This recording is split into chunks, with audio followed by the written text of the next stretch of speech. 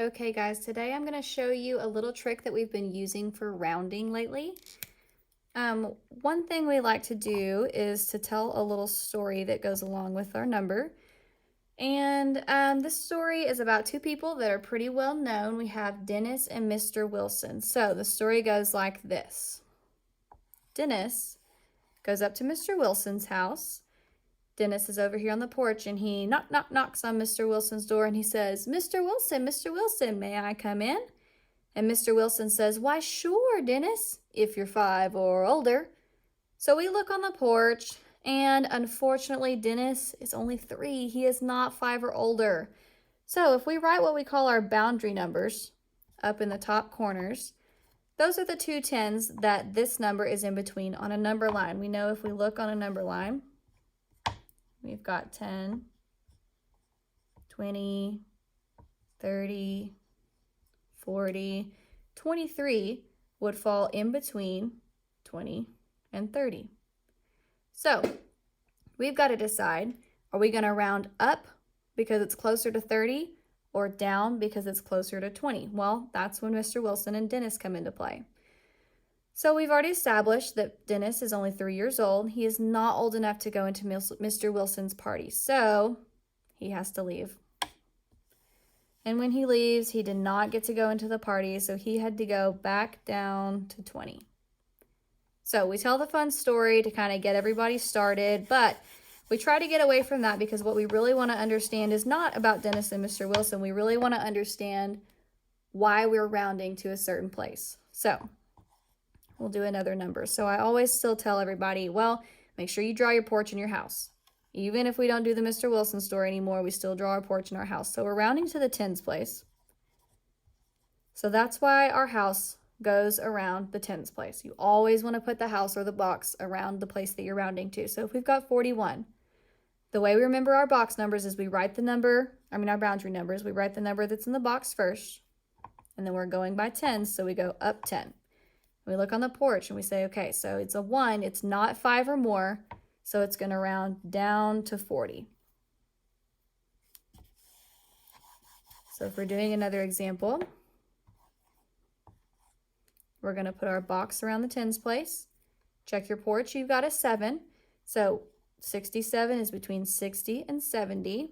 Since we have someone older than 5, we get to go up to 70.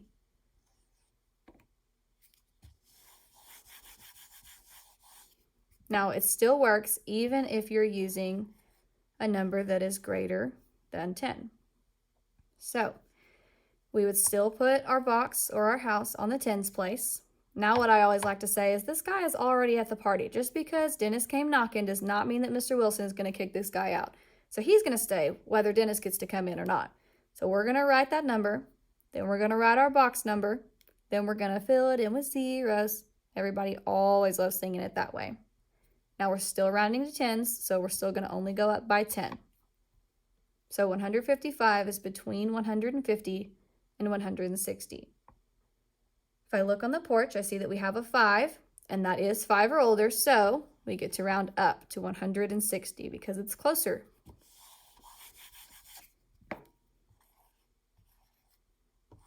Okay, so we're still rounding to 10, so we're going to put our box or our house around the tens place, put our porch in the ones place. We always keep whoever's at the party. We write our box number, and then we fill it in with zeros. So we have our first boundary number, and we're going to go up by 10 for the second one. And we see a 1 on the porch, so we know we're going to round down to 230. Now, it's the same principle if we're rounding to the nearest 100. But this time, we have to move our house and our porch. So if my number is 286, instead of putting my house here, because I'm not rounding to the tens anymore, I'm going to move it to the hundreds place. So I'm going to go ahead and put my house and my porch. Now, I'm going to write my box number, and then I'm going to fill it in with zeros for however many places I have left. And we're going by the hundreds, so we're going to go up 100 for our other boundary number. Because if I think on a number line, if I've got 100, 200, 300, and 400, Well, 286, I know, comes somewhere in here. So I've got to check my porch still. I see that the person on the porch is 8 or older.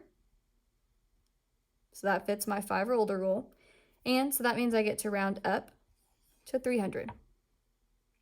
Now I change it to a 0 at the end because we know when we round, our number has to end in a 0.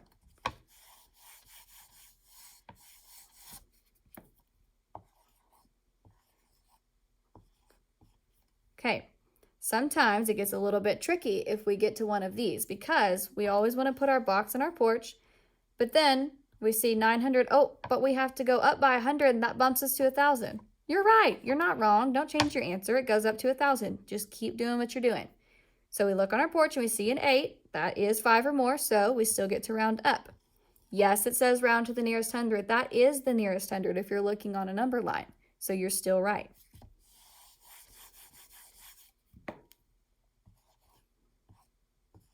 So we put our box, put our porch, write your box number and fill it in with zeros, and write your next one, and we have a 1 on the porch, so we're going to round down to 300.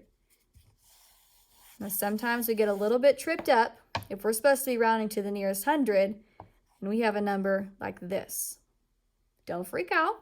You have an imaginary 0 in the hundreds place, so you're going to put your box. 72 on a number line is between 0 and 100. So those are your boundary numbers. We write our box number, it's a 0, and we go up 100, so 100. You have a 7 on the porch, so you get to round up to 100. And last, we'll do an example of rounding to the nearest 100 when you're in the thousands. Okay, so we're going to still put our box in the hundreds place. We're going to write the people at the party, put your comma, and then we're going to write our box number and fill it in with zeros, and then we're going to go up by 100, just like always. Now we have a 9 on the porch, that's 5 or older, so we round up to 2,400. And that is the Mr. Wilson trick for rounding.